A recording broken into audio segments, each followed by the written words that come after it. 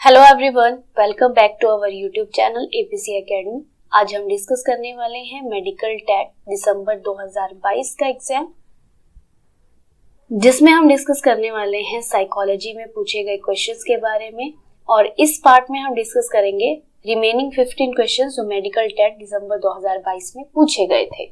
हमारे पास first question है, that is your where was the psychology lab was set up at. कहां पर प्रायोगिक मनोविज्ञान प्रयोगशाला को स्थापित किया गया था। हमारे पास ऑप्शन है बर्लिन, सेकंड है बॉस्टन, थर्ड वन है Frankfurt and fourth is your Leipzig. Right option is your Leipzig. Leipzig laboratory भी कहा जाता है, जो कहां पर एस्टेब्लिश हुई है, जर्मनी में। और इस लैब को एस्टेब्लिश किया गया है विलियम वुंड के द्वारा 1879 में, और इसी वजह से इनको कहा जाता है फादर ऑफ साइकोलॉजी। लेकिन विलियम वुंड के बारे में अगर हम बात करें तो इन्होंने जब अपनी लैब को एस्टेब्लिश किया था तो उन्होंने वहां पर एक मेथड को भी प्रेजेंट किया था, जिसका नाम उन्होंने रखा है introspection method. This is also the most important question, HP TET level पे पूछा जाता है जो। और also he was known as father of structuralism. Structuralism को हिंदी में कहा जाएगा संरचनावाद के जनक। Next question is your, which educational psychology is concerned with. शैक्षिक मनोविज्ञान का संबंध किससे है। First option is your learner, the learning process, third one is your the learning situations and fourth one is your all of this. According to the question, right answer is your all of this. Focus करें अगर options के ऊपर तो the learner, the learning process and the learning situation तीनों ही शैक्षिक मनोविज्ञान से संबंधित है। मतलब एक टीचर या स्टूडेंट की जो लर्निंग प्रोसेस है वो कंप्लीट होती है एजुकेशनल साइकोलॉजी में। टीचिंग लर्निंग रिलेशनशिप कंप्लीट होता है एजुकेशनल साइकोलॉजी में, और उसमें हमारे पास ये तीनों कंडीशंस जो हैं वो इंपॉर्टेंट है। तो अकॉर्डिंग टू द क्वेश्चन जो राइट ऑप्शन हमारे पास रहेगा, that is your all of this.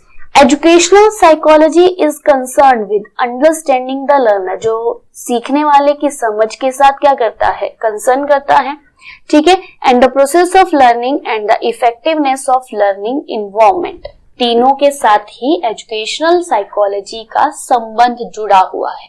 Next question is your, if a child is afraid of school he becomes. यदि कोई बच्चा स्कूल से डरता है तो वह बन जाता है। First option is your punctual, second is your torrent, third one is your regular and fourth one is your obedient. According to the question, right answer is your torrent. Options के बारे में बात करें तो पंक्चुअल उस बच्चे को कहा जाएगा जो टाइमली स्कूल में पहुंचता है, रेगुलर उसे कहा जाएगा जो डेली स्कूल में प्रेजेंट रहता है, ओबीडियंट उसे कहा जाएगा जो आज्ञा का पालन करता है। रिमेनिंग हमारे पास वन ऑप्शन बचा, that is your torrent. Torrent होता है बिना परमिशन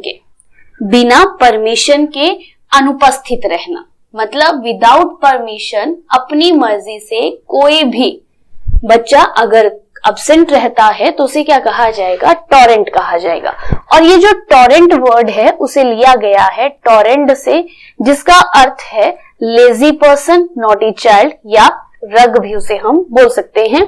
जो बच्चे स्कूल से अब्सेंट रहते हैं उन्हें क्या कहा जाएगा, टॉरेंट कहा जाएगा। Next question is your, discipline means अनुशासन का अर्थ है। First option is your strict behaviour, severe punishment, obedience and according to the rules। Strict behaviour मतलब सख्त व्यवहार, सिवियर पनिशमेंट मतलब कठोर दंड, ओबीडियंस का मतलब होता है आज्ञाकारिता, और अकॉर्डिंग टू रूल्स को कहेंगे हम नियमों के अनुसार। तो according to the question, right answer is your according to rules. Discipline refers to rules following behaviour to regulation, order, control and authority. Discipline उसे कहा जाएगा जो रूल्स के साथ, कंट्रोल के साथ, नियंत्रण के साथ, एक आदेश के साथ क्या किया जाता है, पूरा किया जाता है।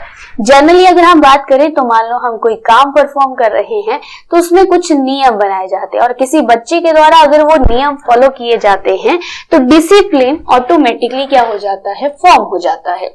Next question is your, according to Maslow, some needs grow stronger when unsatisfied. Maslow called this. Maslow ने कहा कि असंतुष्ट होने पर कुछ जरूरतें क्या हो जाती हैं, मजबूत हो जाती हैं, और इन्हें उन्होंने किस नाम से पुकारा है, ये क्या नाम उन्हें दिया है, तो that is your being of needs, primary needs, deficiency needs, growth needs. तो यहां से हमें एक ऑप्शन चूज करना था. According to the question, right answer is your deficiency needs. Deficiency needs कहा जाता है कमी की जरूरतें, कमी की जरूरतें, कमी की जरूरतें. अगर हम बात करें मैस्लो के बारे में, तो मैस्लो ने नीड्स को प्रेजेंट किया है, 5 टाइप्स की नीड्स को प्रेजेंट किया है अपनी हायरार्ची नीड्स ऑफ थ्योरी के अंडर, और उन्होंने उनको 2 तरह की नीड्स में डिवाइड किया है. एक को कहा गया है ग्रोथ नीड्स और दूसरे को कहा गया है डेफिशिएंसी नीड्स. डेफिशिएंसी नीड्स में हमारे पास 4 नीड्स आती हैं, फर्स्ट 4 नीड्स आती हैं, और लास्ट की जो 5th नीड बचती है उसको कहा गया है growth needs. Next question is your, psychology is defined as scientific study of. मनोविज्ञान को वैज्ञानिक अध्ययन के रूप से परिभाषित किया गया है. First option is your people and things, second is your emotion and beliefs, third is your perception and religion, fourth one is your mind and behavior. Right option is your mind and behavior. Generally we have studied in previous exams कि psychology को क्या कहा जाता है, scientific study of mind and behavior कहा जाता है. Generally study of behavior is also known as modern meaning of psychology. Study of behavior is also known as modern meaning of psychology. Modern meaning of psychology. इसका अर्थ हुआ आधुनिक मनोविज्ञान का अर्थ क्या है. तो आधुनिक मनोविज्ञान क्या कहता है कि उसमें हम सिर्फ और सिर्फ किसको स्टडी करते हैं, बिहेवियर को स्टडी करते हैं. जहां पर भी बिहेवियर ऑप्शन मिले और साइकोलॉजी का रिलेशन पूछा जाए या उसका अर्थ पूछा जाए, तो जिस भी ऑप्शन में बिहेवियर ऑप्शन अवेलेबल है that is the right answer. Next question is your, emotions are the backbone of the development. भावनाएं सभी विकास की रीढ़ है. क्या आप सहमत हैं इस बात से? तो ये क्वेश्चन पूछा गया था टेट में, आपको आंसर देना था यस नो की फॉर्म में या कैन नॉट से की फॉर्म में या नॉट श्योर की फॉर्म में. तो यहाँ पर according to the question right option is your yes. Emotions को कहा गया है बैकबोन ऑफ द डेवलपमेंट. कई बार आपको क्वेश्चन एग्जाम में पूछा जाता है which one is the backbone of development, तो उसे कहा जाएगा इमोशंस. और हमारे जो इमोशंस हैं उनमें से जो मास्टर इमोशन कहा गया है वो किसे कहा गया, फियर को कहा गया. Next question is your, which of the following is the nature of psychology. Psychology का जो नेचर है, प्रकृति है, वो कैसी है. First option is your philosopher, second is your artistic, third is your scientistic and literary. ठीक है, तो यहां पर हमारे पास जो राइट ऑप्शन रहेगा दैट इज योर साइंटिस्ट. यहां पर थोड़ा सा एक्सप्लेन किया गया है, psychology is defined as the science of behaviour, जो अभी हमने लास्ट क्वेश्चन में बात की, that can be observe and measure. जिसको क्या किया जा सकता है, ऑब्जर्व भी किया जा सकता है और मेजर भी किया जा सकता है. The two broad branches of psychology are. Psychology ने 2 ब्रांचेस को डिस्कस किया है, एक आता है प्योर साइंस और एक आता है आपके पास अप्लाइड साइंस. प्योर साइंस क्या कहती है कि ये जो साइकोलॉजी है वो सिद्धांत देती है, और अप्लाइड साइंस क्या कहती है कि जो सिद्धांत दिया गया है उसको प्रैक्टिकली क्या किया जाता है, परफॉर्म किया जाता है. Next question is your, which of the following is an emotion. निम्नलिखित में से भाव कौन सा है. फर्स्ट है अम्यूजमेंट, जिसको हिंदी में कहा जाएगा मनोरंजन. स्टिमुलस है आपके पास, इसको हिंदी में कहा जाता है उद्दीपन. अटेंशन है, इसको कहा जाएगा ध्यान. और मेमोरी दैट इज योर स्मृति. तो इनमें से आपको पूछा गया है कि इमोशन कौन सा है, तो right option is your amusement. मनोरंजन इज एन इमोशन, मतलब ये क्या है, एक इमोशन है. मनोरंजन को सिर्फ फील किया जाता है, और इमोशन क्या कहते हैं कि एक मेंटल स्टेट है और एक फीलिंग है जिसे क्या किया जाता है, अनुभव किया जाता है. Like as your anger, surprise, love, fear, hater, happiness etcetera. Next one is your which is not a factor of motivation, कौन सा अभिप्रेरणा का कारक नहीं है। First option is your prize, incentive को कहेंगे प्रोत्साहन, और थर्ड वन है प्रेज मतलब किसी की प्रशंसा करना, और प्रैक्टिस है आपके पास दैट इज योर बार बार किसी काम के ऊपर ट्रायल करना। नेक्स्ट इसके अंडर अगर हम आंसर की बात करें तो that is your practice. Practice is not a factor of motivation because prize जब भी किसी को दिया जाता है तो बच्चा पॉजिटिवली मोटिवेट होता है। अगर वो कोई वर्किंग कर रहा है और उसे बार बार प्रोत्साहित किया जा सकता है कि यू कैन डू इट, तो वो क्या होता है उस काम के प्रति और ज्यादा उसकी इच्छा जनरेट होती है उस काम को पूरा करने के लिए। और प्रेज क्या है, प्रशंसा करना, मतलब अगर किसी ने कोई काम परफॉर्म किया है और वो पॉजिटिव रिजल्ट हमें दे रहा है तो उसकी अगर हम प्रेज करें तो नेक्स्ट टाइम उससे भी बेटर रिजल्ट वो हमें परफॉर्म करके दे सकते हैं। और यहाँ पर सिर्फ एक ऑप्शन बचता है हमारे पास that is your practice. Practice जो है वो आपका फैक्टर नहीं है मोटिवेशन का। It is of two type. Motivation दो तरह की होती है, एक एक्सट्रिंसिक होती है और एक इंट्रिंसिक होती है। एक बच्चा जब इंटरनली किसी काम को करने के लिए मोटिवेट है तो उसे कहा जाएगा इंट्रिंसिक, लेकिन किसी के द्वारा उसे मोटिवेट किया जा रहा है तो वो है आपका extrinsic motivation. Next is your who had given hierarchy of human needs, किसने जरूरत का सिद्धांत दिया है। अभी हमने हाल ही में क्वेश्चन में बात की, मैस्लो का एक क्वेश्चन आपको पूछा गया था और उसमें हमने नीड्स की बात की, तो वही क्वेश्चन दोबारा यहाँ पर एक और फॉर्मेशन में हमें मिल रहा है। Who had given hierarchy of human needs. First option is your Thorndike, second is your Maslow, third is your Guilford and fourth is your Koffka. Right option is your Maslow.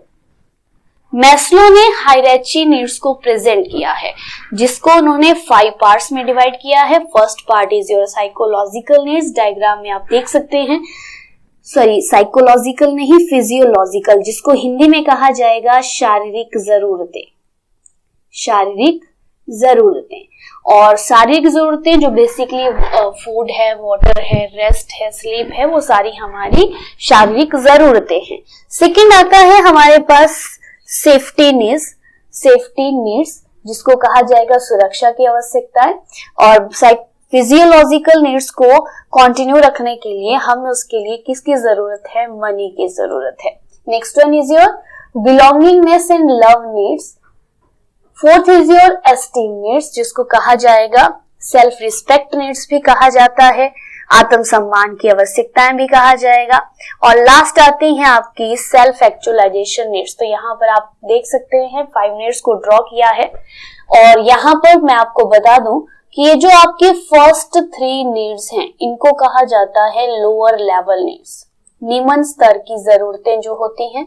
और ये जो आपकी 2 बचती हैं तो इनको कहा जाता है हायर लेवल नीड्स, क्योंकि यहाँ से भी क्वेश्चन पूछा जाता है हायर लेवल कौन सी है, लोअर लेवल कौन सी।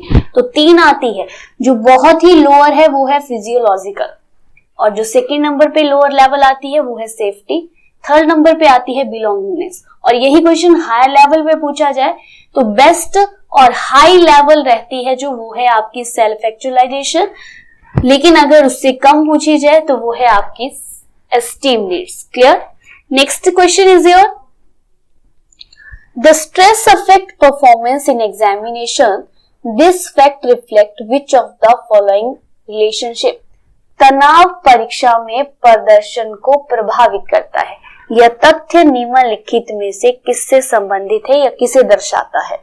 First one is your cognition emotion, stress emotion is second option, and third is your performance and anxiety, and fourth is your cognition competition।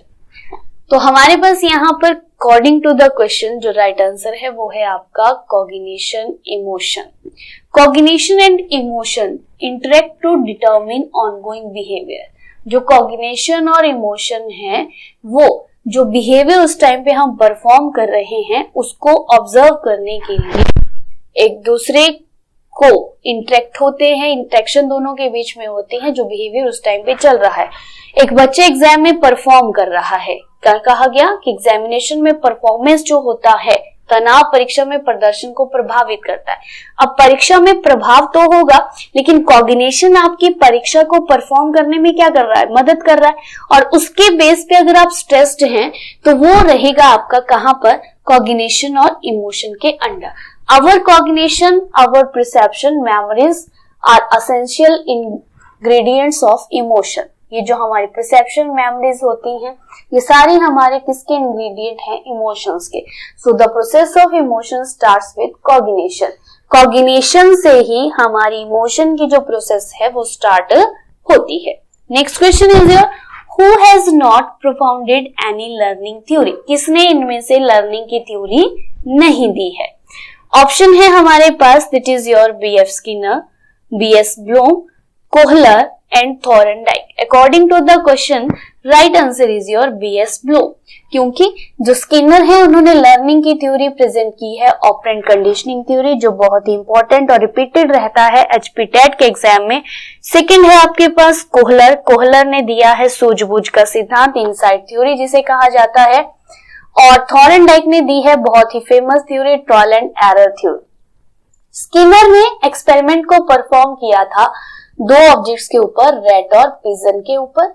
कई बार क्वेश्चन एग्जाम में ये भी पूछे जाते हैं।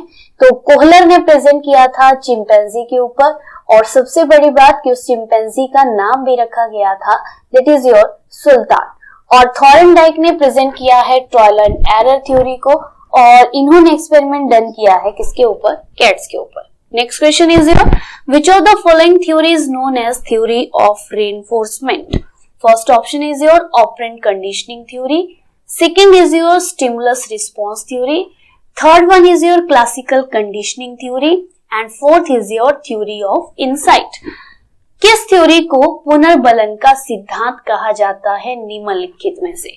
तो अकॉर्डिंग टू द क्वेश्चन अगर हम सही आंसर की बात करें तो that is your operant conditioning theory, which is given by B.F. Skinner, जो क्या थे, एक अमेरिकन साइकोलॉजिस्ट थे, और अमेरिकन साइकोलॉजिस्ट होने के साथ साथ बिहेवियरिस्ट भी थे, व्यवहारवादी भी थे।